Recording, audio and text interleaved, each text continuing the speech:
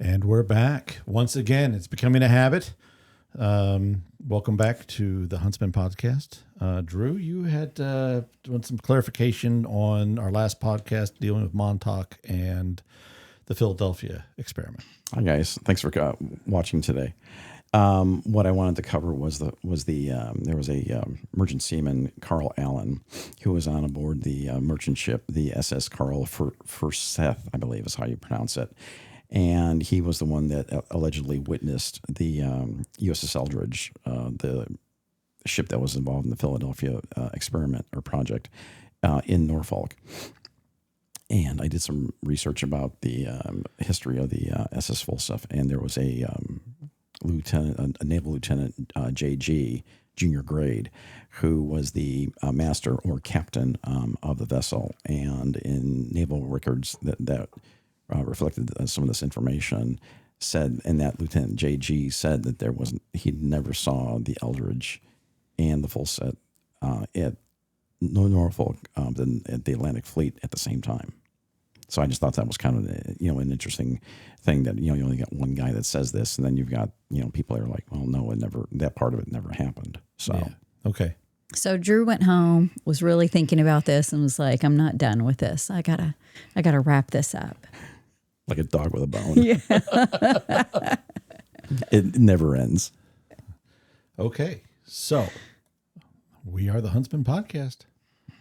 For the curious, the skeptical, and those who know the world is stranger than it seems, we are the Huntsman podcast.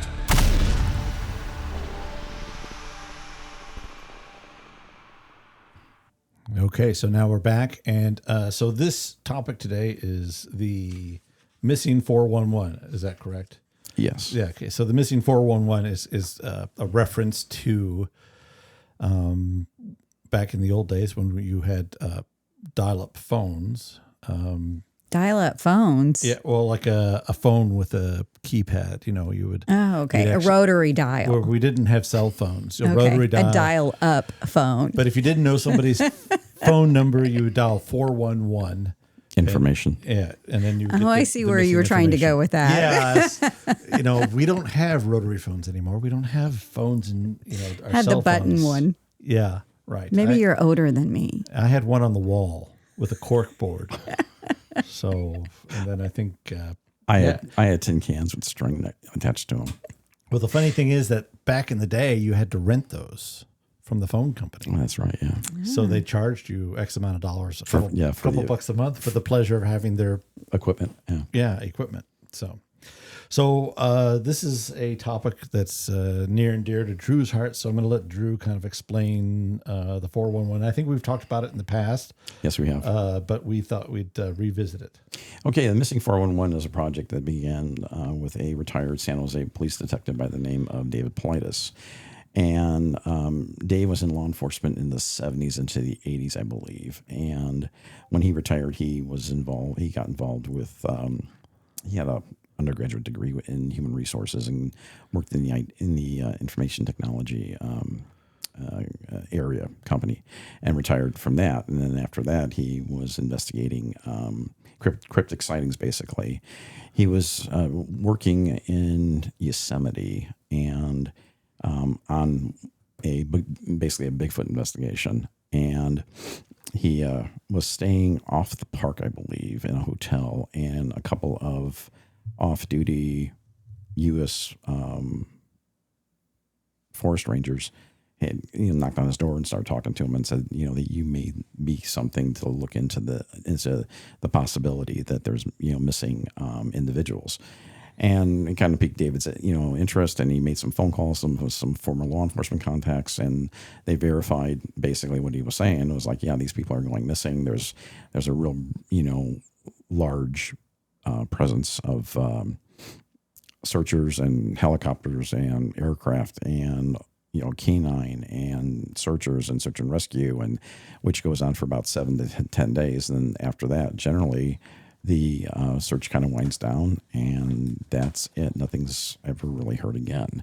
Now, he did wind up putting together a number of what he calls profile points, and they're different areas where it doesn't fit the pattern of, it's like, well, if someone, was attacked by an animal, if someone was a criminal and they were escaping law enforcement, or people just on the run wanting to disappear, or someone with mental illness who just basically wandered away into, the woods, into the forest and disappeared that way. Or, I think that's it. I'm doing this off of memory right now. So, the other thing that, what he found was, there were some suppositions that he made about, involvement of people. I don't want to say being abducted, but being lost or disappearing near boulder fields of granite. And also there may be something involved with people winding up in bodies of water as well. And there's certain demographics too. German physicist is a big subset that they seem to disappear a lot. And the one thing to remember is these are cold cases. And what you find in the beginning thinking, well, it's one thing, it turns out to be just an accident. One of the real other things that happen during these search and rescue operations is you'll have canine that live for nothing but for tracking people. And they'll use a scent, a clothing article, or something that the missing person had held or worn. They use that as a scent startup, and then they'll wind up going and searching, doing their dog thing and sniffing the air and trying to find where the where that scent leads them to. And the strange thing is, the majority of these cases, the dogs will go out 50 feet, 50 yards, and stop. They can't find anything. The scent is gone. They'll either sit down or go back to the truck, which is really, really strange. And that's one of the things that kind of starts to put into, what is really going on with these people that go missing. Sometimes they turn up, sometimes they don't. The majority of the cases, they don't. The other thing that happens during these search and rescue operations is weather becomes really horribly, difficult to operate in. And I think that's pretty much where we're at right now. Okay, so some of the key characteristics that I ran across was that these missing cases, 411 cases, are related to geographic clusters, unusual circumstances, lack of evidence like no signs of struggle, animal tracks, or blood, ruling out typical causes like bear attacks or abductions. Amnesia or strange account survivors, adults have no memory of the event. Sometimes children report bizarre experiences. Missing clothing. Victims are frequently found with clothing removed, folded, or turned inside out without clear reason. Inconsistent record keeping from the Parks Department. I believe the investigator, he tried for years to try to get records from the Parks Department, and they were resistant. So either they didn't keep good records, or they didn't have them, or they were missing. Am I along those lines? Well, the U.S. Park Service, which like they oversee. It's actually under the Bureau of Land Management, and it's under, I think the way the BLM is, and then I think there's the U.S. Forest Service, and then the U.S. Park Service. And the Park Service is responsible for national parks. Forest Service, the U.S. National Forest Service, is responsible for U.S. forests. And one of the things that was very frustrating for Dave is he had gone and filed a number of Freedom of Information requests to the park police, specifically for finding or trying to get their reports of a lost person. And he had been denied several times, and they said that if they wanted, and Yosemite National Park is probably one of the biggest cluster of missing people in the United States, and he said that he had gone and requested this, and they said that they could get the information for him, but it was going to cost either $1.5 or $1.8 million. And to further that, when he got some pushback from the Park Service saying that quote, well, we don't really keep any reports, and we depend on what's called institutional memory for, their employees just to remember these things. Well, I was in law enforcement for 21 years, and we wrote everything down, so I have no idea what institutional memory is. So one of the things when you talk about Yosemite is a big park. Yes. So it covers several counties in California. How many square miles do you think is Yosemite? Off the top of my head, no. I have to look it up. So, and then you're also talking about some of the most rugged terrain in the United States, in these national parks in general. Smoky Mountains, whatever, because they had disappearances in Smoky Mountains. Appalachia, yeah. Yeah, Mm-hmm. Out west. It's inhospitable, unforgiving environments. So Not to mention predators. Yeah. So, yeah, I don't go hiking because there's too many things that want to eat me. And can't run fast enough. If you see me running, something's probably chasing me, and you can be darn sure that it's going to be a short chase.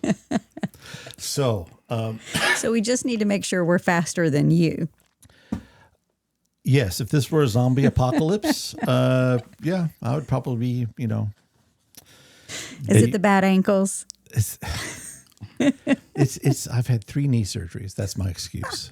Besides that, and I'm overweight and out of shape. So okay, it covers 1,187 square miles. Is that all? That's enough. Okay. All right. Well, yeah. So, we're talking about an expansive area. Covers 4 counties in California. Yeah. So it's hard to find anybody in those type of things. So, is there anything that, I know I've got some details on some of the cases of the missing people. I think one of the earliest cases was a 6-year-old by the name of Dennis Martin that vanished on June 14th, 1969. Yeah, in Appalachia. Yeah, he was playing hide and seek with his family members near Spence Field in the Great Smoky Mountains National Park. He was last seen around 4:30 p.m. by his father, who turned away briefly, and then within minutes, Dennis was gone. So a massive search took place, 1,400 people, including park rangers, FBI, National Guard, and volunteers. It lasted for weeks. Bloodhounds, helicopters, and Green Berets were deployed, but no trace of Dennis was found. No clothing, no footprints, no signs of struggle. Now, as an aside, the FBI does not get involved in missing person cases unless they suspect foul play. Right. Well, when a 6-year-old goes missing. Still. Yeah. Well. I mean, it's not. They will send, and this is something that Dave said over the years, that there's usually like 1 or 2 representatives from the FBI that do come up to these things and monitor the situation. Mm-hmm. So they just don't totally blow it off, but they don't get actively involved unless, of course, the local law enforcement is asking them for specific resources. Mm-hmm. Now, I have that some witnesses did say that they heard some screams in the distance with Dennis Martin. Mm-hmm. Mm-hmm. Yeah, that afternoon. And another person claimed to have seen a rough-looking man moving through the woods nearby, but none of this led anywhere. I heard it was a bear-like figure carrying something. Right. Oh, okay. But this was dismissed as being unrelated. Well, I mean, if there was actually a bear-like creature carrying something. Well, what's bear-like? Good question. On hind legs? Was it he just not shaven? I mean, yeah, like Grizzly Adams. Yeah, I mean, maybe he was. I mean, what year was this again? Did we say the 60s? 1969. 69, yeah. Well, there are people, that live, out in the middle woods. of nowhere. Yeah. Yeah, so that's true. I've seen Deliverance, and there's some crazy people out there. Well, no one's going to ask you to squeal. So, yeah. But they also want to say that the search was hampered by heavy rain. So whenever you have heavy rain, anything evidence-wise gets washed away pretty quickly. So footprints disappear. Any scent, although really good scent hounds can smell in the rain. But if it's been raining for a while, I imagine that you would lose scent too.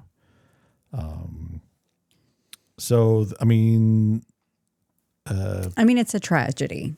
It is. All these, sure. any of these are. Yeah. You know, I remember reading about a case where, you know, people will take off their clothes. Usually it's because of hypothermia. Right. In the final stages of hypothermia, you actually feel hot. Mm-hmm. So they start stripping off their clothes and then they'll fold them up. And then that's, you know, that's too late by then, they die. So, but then, you know, you get critters out there, you know, who you know, that's easy meal. So yeah, it is. They'll take an arm or a leg and go off with it. And then it winds up becoming a matter of after you die, animal predation. Right. I said that right. You know, and a lot of people don't realize this, and I've gotten some rather heated arguments with people, friends of mine from years ago about, you know, that bones, antlers from deer is a really good example. You know, well, how come this, you know, the forest floor isn't littered with these? Because they shed them after, you know, every year. And it's because they have high amounts of calcium, and squirrels and critters, like you said, will go ahead and you know, just consume those, and weather. Mm-hmm. You know, I mean, you know, you put it's just it's what happens, unfortunately. And a lot of people that have been recovered months or years later, you know, they'll find a field or an area with, you know, their belongings just really torn all up from weather and wind and other things, as well as you know, their skeletal remains are scattered over, you know, could be scattered over a large area. Yeah, only if you're in a very cold climate. Like, you know, there's people climbing Mount Everest, and people die on that mountain every year. Right. And they found actually, who was it? The guy that they think actually may have summited Mount Everest for the first time, but he and his climbing, they fell or they disappeared. They didn't know what happened to him. Mm-hmm. Well, they found one of them, but his body was intact because of the cold, of course. But his clothes that was exposed to the wind had disintegrated. Right. So, but they could see he'd broken his leg, and you know, he couldn't move. So that was it for him. You know, he died on that mountain. But there's still people up there. Every year, there's still people. You apparently, if you summit Mount Everest, and this is getting totally sidetracked, but you go past dead bodies because they don't bring them down. No, it's too dangerous to bring them down. Mm-hmm. Oh, that would suck. And they serve as a cautionary tale. Yeah. Do they listen? No.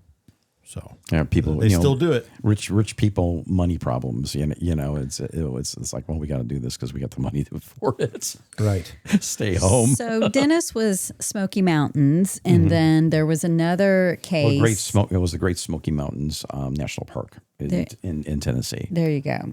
So then there was another case of a 14-year-old girl in Yosemite National Park. I think you've got that one too, in don't 1981. you, Curtis? Yeah. You know, she disappeared while on a horseback camping trip with her father and others in Yosemite National Park.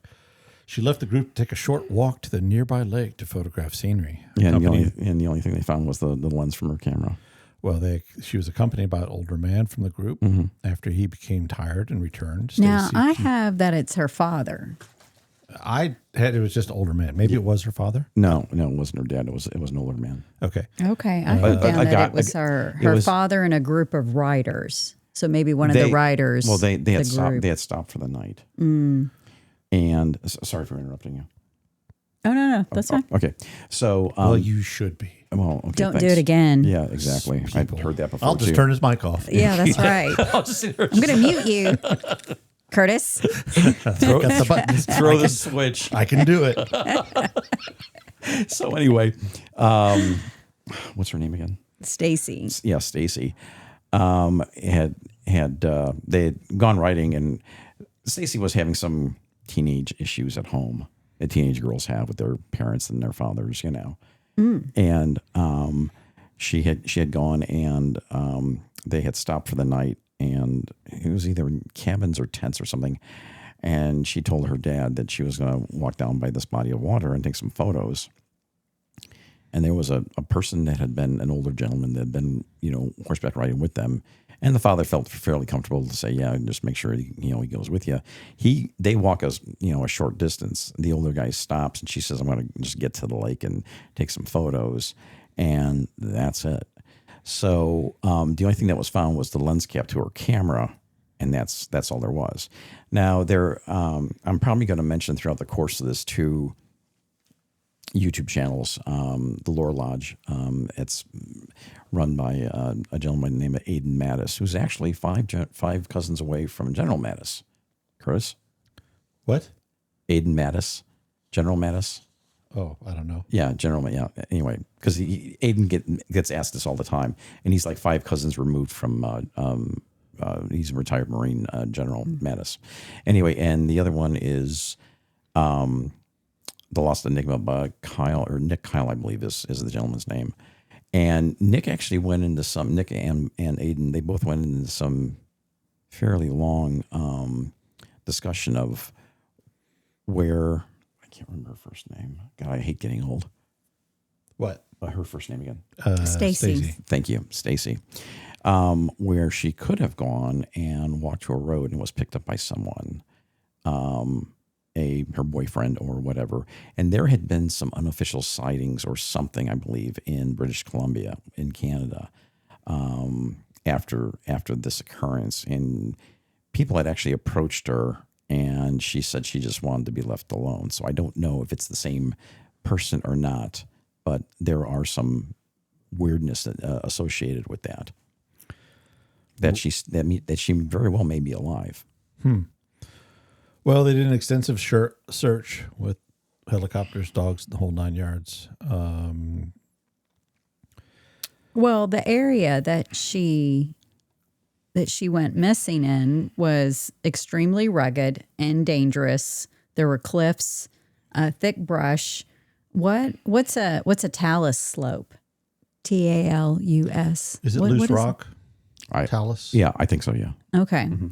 Yeah, so that's listed as well. So it does sound like it's an area that is very dangerous, especially for a 14-year-old to go venturing off, and can definitely fall, get injured. Maybe she even went further than what they originally even reported. Yeah. I mean, again, you're talking about an unforgiving environment. It is a very sudden place. Yeah, very hazardous. So it was Stacy Ann, Arras. Yeah, I'm from Kentucky, so I don't know how to pronounce Arras. Possibly. Arras. I lived in California for a long time. I think that's pretty close. Arras. Is that what we're saying? Arras. Arras. Yeah, Arras. Curtis, how are you going to pronounce it? yes. All the above. That's why I was like, Stacy, a 14-year-old. But then you have some younger ones too, like Dior Coons Jr. from Idaho. Let's see, he was 2 years old. He vanished from a family campsite. He did what? He vanished from vanished from a family campsite in Timber Creek Campground in Idaho's Salmon Chalice National Forest. What was his name again? What was his name? Yeah, Dior Coons Jr. Kunz. He was last seen playing near his parents, grandfather, and a family friend. His parents stepped away briefly, and when they returned, he was gone. So there was no trace of him found, no clothing, footprints, or evidence of animals.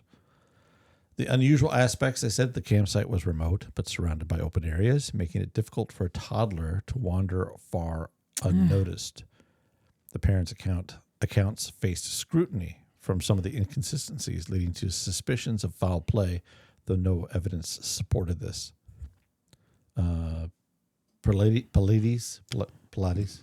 Paulides. I think we're just struggling today with pronunciation. We can't talk. Sorry, it's David Paulides. Paulides leans toward an unknown phenomenon, noting the lack of clues in the remote setting. Some speculate abduction, while others suggest Dior wandered off and succumbed to exposure or fell into a nearby creek. The parents maintain he was taken by an unknown entity. Unknown entity? What? I mean, are they trying to allude that it's paranormal? Is that? unknown I entity. think this is the case where they hired a private investigator, and after a specific, an unspecified period of time, the PI figured out what was going on and quit because he could not support what the family was alleging. So that would mean foul play, if you ask me. Correct. So, yeah. Anyway, it was one of the cases. It was featured in the Missing 411, the Hunted documentary. Another case, Jared Atodero, We did so well with Carl Allen's name last week. Huh? We did so well with Carl Allen's nom de guerre right. last week. This was in Colorado. He was missing. 1999, 3-year-old Jared Atodero disappeared while hiking in a Christian singles group in Comanche Park Wilderness near Fort Collins, Colorado. Mm-hmm. He was last seen running ahead on a trail with the other children, but vanished within minutes. Now this one, he was found. Right. They did a large scale with 50 people, dogs, helicopters. Then in 2003, 4 years later, his skull, pants that were turned inside out, and a single shoe were found 1,100 feet up a steep incline, 3.5 miles from where he vanished, an area deemed nearly inaccessible for a toddler. Well, he's 3 years old, so that would be right. That'd be a long way to go. So, unusual aspects. The remains were found in an area previously searched, raising questions about how they got there. Clothing was oddly intact with no signs of animal damage, despite mountain lion and bears in the area. Let's see. The notes from the distance and elevation. It was impossible that a 3-year-old could traverse this alone. Theories suggest an unknown force moved Jared or his remains, hinting at paranormal involvement. Skeptics argue a predator like a mountain lion could have carried him, though the lack of bite marks or blood on the clothing weakened this theory. Others proposed he wandered and died of exposure, with remains later scattered. Abductions probably. They also looked at possibly abduction and then a subsequent homicide, and then the suspect just threw his clothes away that were not recovered. Right, that's a possibility. Well, from the clothes, I guess not all his clothes were found, right? No, there were some that were missing. So, an animal like a mountain lion could have carried him off, and then the clothes that had bite. Do your clothes really show bite marks? No, well, they'll show puncture wounds. Yeah, and in a mountain lion will usually go for the throat. No, after they kill their game, they go for the stomach. Okay, for the internal organs. Okay, it's easy access for the mountain lion. What's unusual is that his pants were found inside out, which I thought was really strange too. Yeah. But if he is suffering from hypothermia, he may have been trying to take his pants off because he was hot. Maybe. And kids don't necessarily, they just take it off and it would flip it inside out. Correct. And that would be a perfectly logical explanation for that. Yeah. So, but there's no blood on the clothes or anything like that. Mm-hmm. And if he had been grabbed by a mountain lion, I would think that there would be some blood somewhere. If that's what happened. What happened, yeah. So with these books and shows, what's David telling us? Does he offer an explanation as to what's happening? What's the point of his books? Is he highlighting the dangers of parks and forests? Well, there's several things, Yvonne, and one of the things that he, I think the big highlight of this is be careful when you go in the woods. Don't go alone. If you're able to go armed. Don't go out with your cell phone and a camera 100 yards away to take some photos at a lake. You have some stuff with you, some backpack with the ability to have like a bivy sack where you can, wrap yourself in. It's a Mylar blanket is what it is. Have some water, have another way of communication other than your cell phone, some sort of satellite, either a satellite telephone or the ability to send, a text message through a satellite beacon, for example, or locator. And people get turned around really easy. And if you have a poor sense of direction, if you're not using a compass and you go, okay, I can see this from point A to point B. And I've spent time in the woods, and I've been, I misjudged a distance from a tree once, and I went to go find it, and I could find it from point A, but it wasn't at point B, until I had to, orient myself with other things around this particular tree that I was looking for something. And it took a while to get the right orientation to find what I was looking for. And unfortunately, people learn if they're lost, that they may not admit it, and they start wandering around instead of standing still and just wait until you're rescued. If you're totally lost, stop. Don't go anywhere. Hunker down and just wait. Try to start a fire if you can. You have a firearm, fire 3 shots in the air. That's a well-known distress signal. And why David is bringing this up is probably because it's very important, and I think it's really, and just because you're in, a Park Service park doesn't mean you're going to be safe. Safety lies between the ears, not within the hands, or depending on somebody else to do it for you. And it's why we wear seatbelts in cars, Mm-hmm. Well, if I go to a national park, I'm not leaving the RV. Just saying. Yeah, it's like the only reason we have a spare tire, just in case. Your Windstream. That's it. Now here's this next case. Keith Parkins, Ritter, Oregon, 1952. 2-year-old Keith Parkins vanished from his family's ranch near Ritter, Oregon. He was while playing near in a field. His mother briefly turned away, and he was gone. Search efforts involved local volunteers, authorities scouring the area. After 19 hours, Keith was found alive, 12 miles away, across rugged terrain and 2 mountain ranges at an elevation of 3,000 feet higher than his starting point. So unusual, that's unusual in itself. The distance and elevation were considered impossible for a toddler to navigate, especially in cold, snowy conditions. He was found unharmed, with no memory of how he got there, wearing light clothing, unsuitable for the weather. No tracks or signs explained how he traveled so far. So, this is a weird one. Mm-hmm. So, he was unharmed. He was alive. How old was he again? He was 2 years old. Okay. Just a 2-year-old. 2-year-old. So 12 miles away across rugged terrain.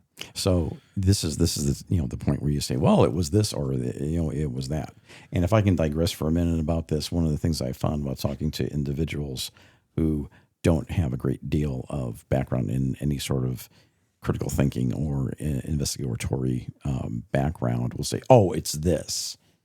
And then they read 3 or 4 books from Paulides and they go, I have no idea what happened to this person, And I mean, I've discussed this with other lay people, and they want to jump onto something fast. And, oh, well, they were doing this because of this. Oh, really? Well, the person was found 10 miles away. It's a 2-year-old, and the kid's alive. So how do you explain that? And sometimes we can hypothesize and think about, well, it could have been this, it could have been that. Well, I don't know. Paulides doesn't know either. And I don't know how this kid got from point A to point B. I have no idea, unless, well, this is where circumstantial evidence comes into play. And for those of you that don't know what it is, if you have a pitcher of milk and you have it in your refrigerator and you close the door to your refrigerator and then go to work and come back 8 hours later and you open the refrigerator door and you live alone, mind you, and there's a fish in your milk. Okay, that means that someone was in your house and put the fish in your milk, and the same thing applies here. Something happened, but we don't know who or did what or anything like that. So I like the fish in the milk for the an old friend of mine explained that to me for the best explanation of circumstantial evidence. Somebody moved that kid, or something moved that child. But who or what, I don't know. And Paulides isn't saying either, because maybe no one knows.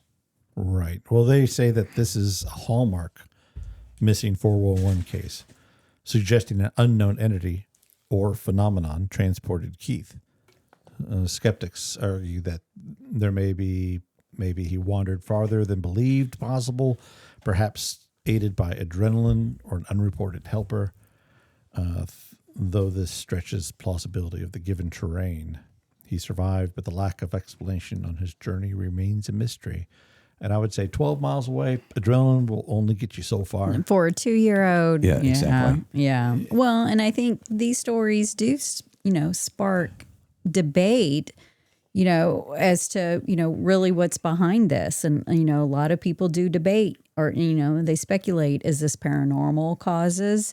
Is this UFOs? There's some type of, interdimensional phenomenon that's happening, cryptides. And I think that's the thread that is very common whenever you hear a story like this, instead of maybe someone took that child 12 miles away. Because one, the child did not walk 12 miles. You'll never convince me of that. No, there's no way. Yeah. Maybe he is expert at snowmobile. Yeah. Maybe They confused a snowmobile track with one of the rescuers' snowmobiles. I don't know. Just now, and just throwing that out. I'm just throwing out random stuff. Well, I'm yeah, just putting words together. It could be portals too. No one knows, and we're not going to sit there and say, well, yeah, it's got to be this. Well, and I think Paulides, is that his name? Paulides. Yeah. Can I just say David? Can we just call him David? Yeah, David's fine. Yeah.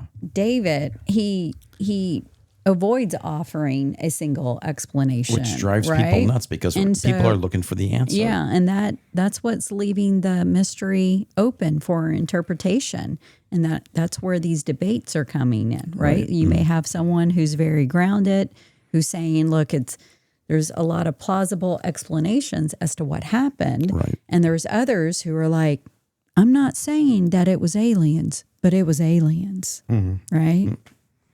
Well, there are some patterns, they say, that go across all the 411 cases. Proximity to wilderness. Everything occurred within or near a national park or forest. Rapid disappearances. Victims vanished quickly, often within minutes, despite being near others. Lack of evidence. No footprints, blood, or signs of struggle, ruling out typical causes like animals or abductions.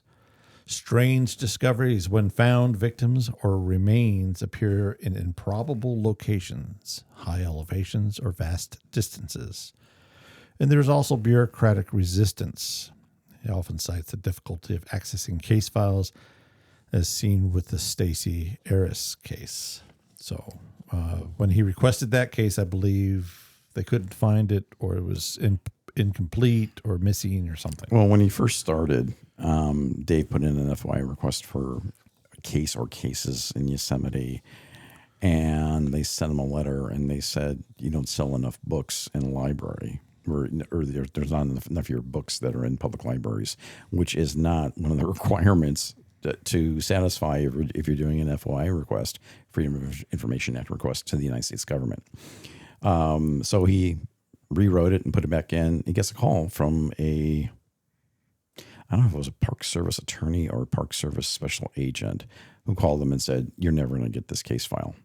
Now, I don't know if it was about Stacy Arras or not, but it was one that he had been working on.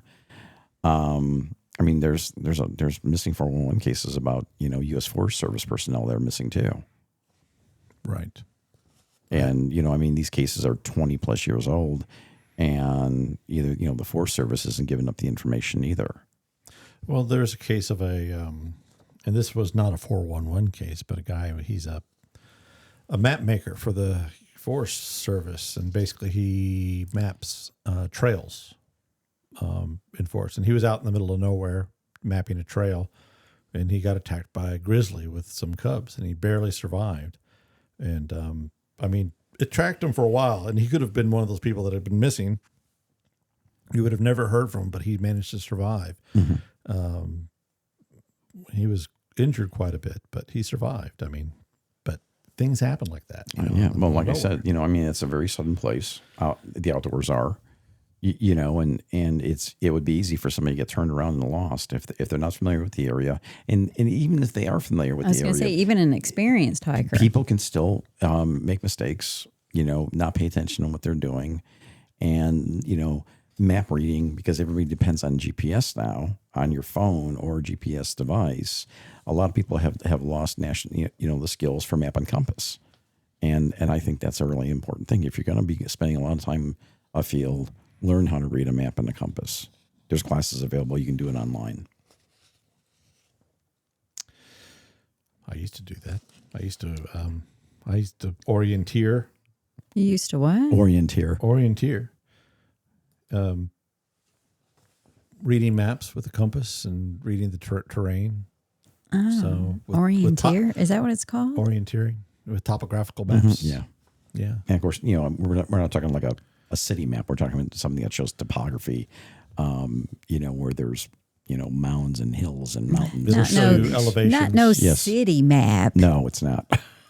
So, I mean, there's more cases. It goes on. I mean, there's hundreds of cases that he's highlighted, right? There's several thousand, actually. Several thousand? Yeah. Wow. So does he ever go back and update records or stories when someone is found or the case is now solved? Not that I'm aware of. It doesn't mean he doesn't, but I don't know. And I don't want to, again, I'm not an apologist, or I'm not, trying to say something that isn't true about, his work or anything. Mm-hmm. I don't know if he does any sort of updates. I haven't heard any, but I think he has, but I'm not sure on that. Okay. Well, it's all very fascinating. It's a dangerous place out there. Yes, it can be. It can be if you're not prepared. Yeah, I mean, I wouldn't discourage people from. I mean, I wouldn't take my 2-year-old out to a forest and watch them wander away. No, they're just going to stay pretty close. Oh, yeah. But there's nothing wrong with taking your kids out for a hike or anything either, just as long as they listen to what mom and dad says. Yeah. It's like, I mean, I don't know. So, I mean, there's others, I've got all kinds of cases here, and it's they find pieces like this one guy, he disappeared. He was a photographer. They found his remains in a previously searched area with no signs of how they got there.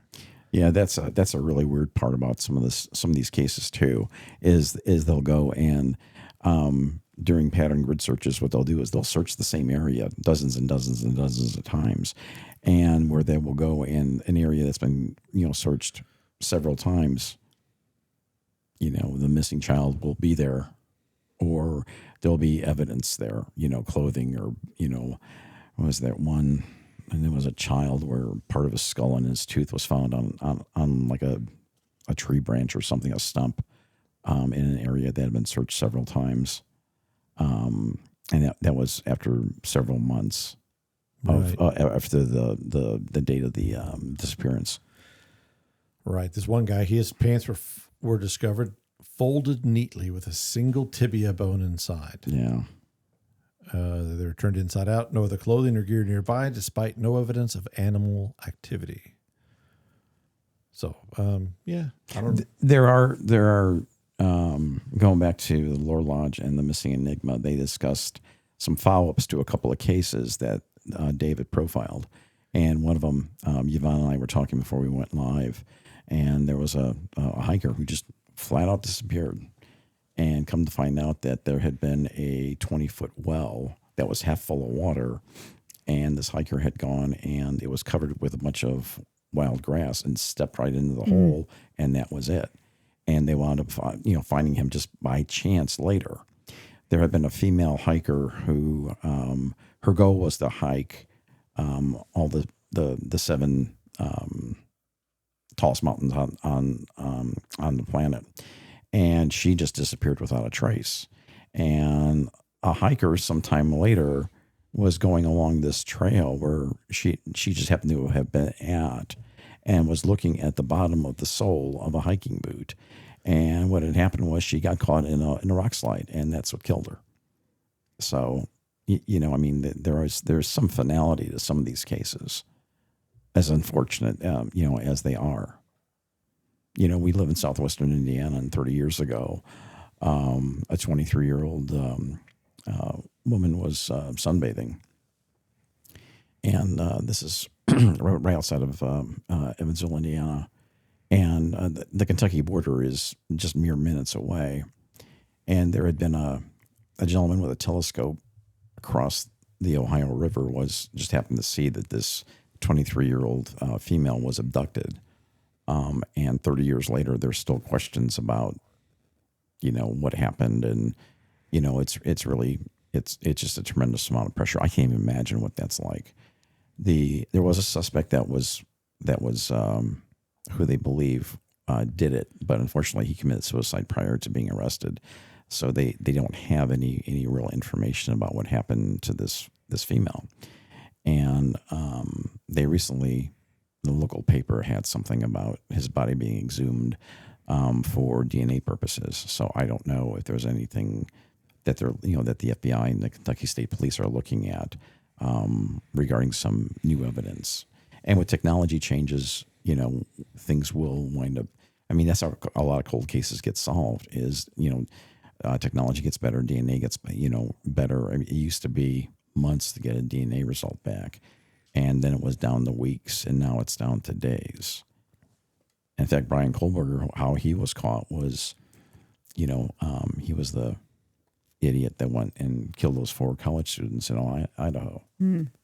And how he was caught was there was he bought a K-bar Marine Corps knife, I believe off of Amazon, with a sheath, and there's a brass button that holds the knife in place in the sheath, and his DNA was on that sheath, on that button, that brass button on the sheath, and they ran it through DNA, and they were able to determine within a relatively fast period of time who it was. Yeah. I think there might have been some interconnection with like 23andMe or one of those, send in your DNA and we'll tell you where you come from or who your relatives are. I think it might have been one of those private entities may have assisted them with that. Well, they caught some serial killer that way. His relative turned in a DNA sample for their. Wasn't that the Golden Gate Killer? I don't remember, but they caught him. I guess it flagged him. Yeah, it was the Golden Gate Killer. Okay. And we can go on with people that were missing, and it's just I mean, look at Ted Kaczynski, the Unabomber.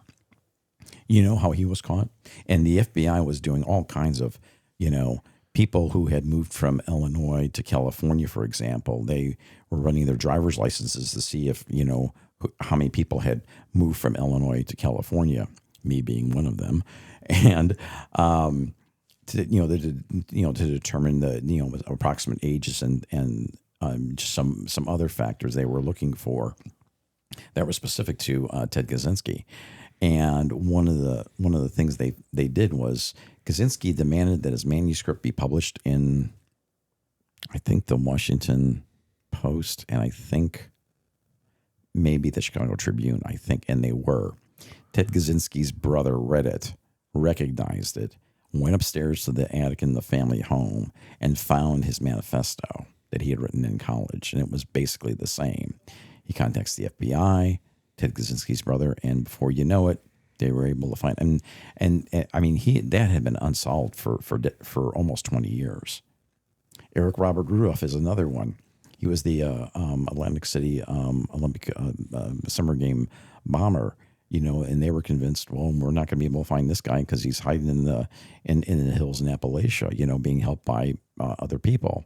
He had blown up abortion clinics and just had a real hard on for people in general. And he was found by a rookie 21-year-old police officer who had been patrolling behind a supermarket, and Rudolph was dumpster diving for food. I mean, Osama bin Laden's another one. That one took 10 years to find, and it was just a really long period of time. And we talked about this a little bit before, about how telecommunications and how it is easy to track and so forth and so on. And in bin Laden's case, they were just using couriers, and it was word of mouth.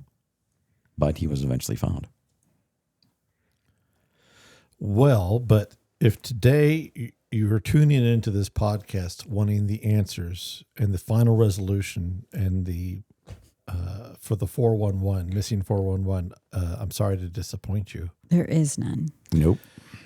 So, I mean, as big of a brain trust we have here between the three of us, we have not solved anything. No, unfortunately, no. Have taken up 50 minutes of your time, but we thank you for being here. For information, if nothing else, and For the 411. for the missing people that are still missing and unsolved. So Yeah, pray for them, yeah. So hopefully they can find peace and the families. Hopefully. I can't even imagine, someone close to me disappearing like that. Yeah. So, well, okay, people. I think that about wraps it for the missing 411 for us. Thank you for joining the Huntsmen podcast. Until next time, we will catch you later. Bye, guys. Bye.